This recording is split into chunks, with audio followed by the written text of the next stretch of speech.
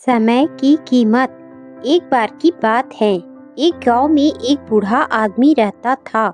वह बूढ़ा आदमी अपने बेटे से बहुत परेशान था, क्योंकि उसका बेटा बहुत ही नालायक था। वह कोई काम नहीं करता था और बस गांव में इधर से उधर घूमा करता था। तो एक दिन उस बूढ़े आदमी ने अपने बेटे को सबक सिखाने का सोचा। उसने अपने बेटे को अपने पास बुलाया और उससे कहा कि बेटा, घर के अंदर अलमारी में एक घड़ी रखी हुई है, तुम उसे निकाल कर लाओ। लड़का घर के अंदर गया और उस घड़ी को बाहर निकाल कर लाया।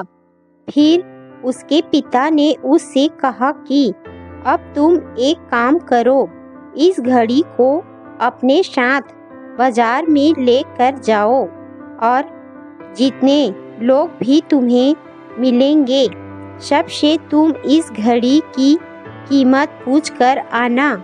अब वो लड़का उस घड़ी को लेकर बाजार में चला गया। उसने बाजार में सभी लोगों से उस घड़ी की कीमत पूछी।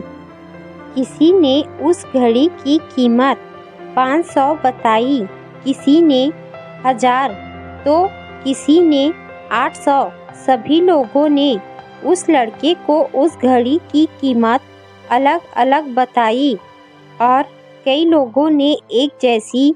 वह लड़का अपने पिता के पास वापस आया और उसने उनसे कहा कि पिताजी, सभी लोगों ने इस घड़ी की कीमत अपने हिसाब से बताई। किसी ने 500, किसी ने 1000, तो किसी ने 800। अब उस बूढ़े आदमी ने अपने बेटे से कहा कि बेटा, ठीक है, घड़ी को तुम अलमारी में रख दो और जाओ। अब अगले दिन फिर से उस बूढ़े आदमी ने अपने बेटे को अपने पास बुलाया और उसे फिर से अलमारी से घड़ी लाने को कहा।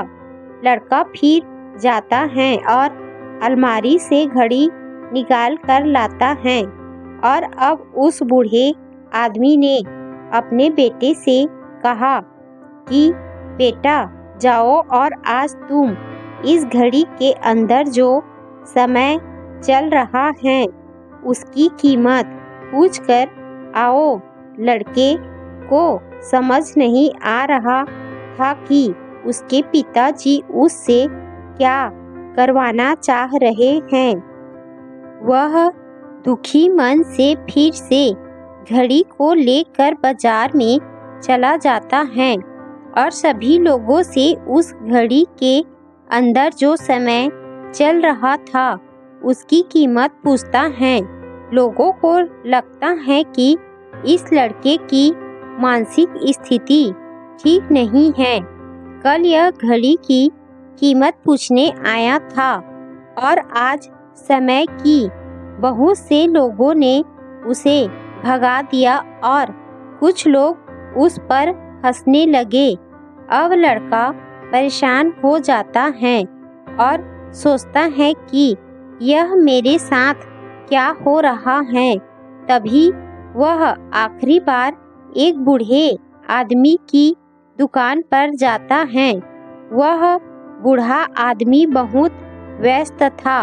वह लड़के का सवाल सुनते ही समझ गया कि लड़का उससे क्या पूछना चाह रहा है। उस बूढ़े आदमी ने अपना कुछ समय निकाल कर लड़के से कहा, बेटा, यह जो समय है ना, जिसकी तुम कीमत पूछ रहे हो, इसकी कोई कीमत नहीं लगा सकता है। तुम करोड़ों रुपए देकर भी अपनी जिंदगी का एक सेकंड वापस नहीं ला सकते हो। इसीलिए इस टाइम का सही उपयोग करो। टाइम की एक अच्छी बात है और एक बुरी बात है। बुरी बात यह है कि टाइम गुजर जाता है और अच्छी बात यह है कि तुम उसे किन चीज़ों में गुजारते हो यह तुम्हारे हाथ में होता है। सभी के पास दिन में 24 घंटे होते हैं, अमीर के पास भी और गरीब के पास भी। बस यह तुम्हारे हाथ में है कि तुम उस टाइम से क्या नया कर सकते हो।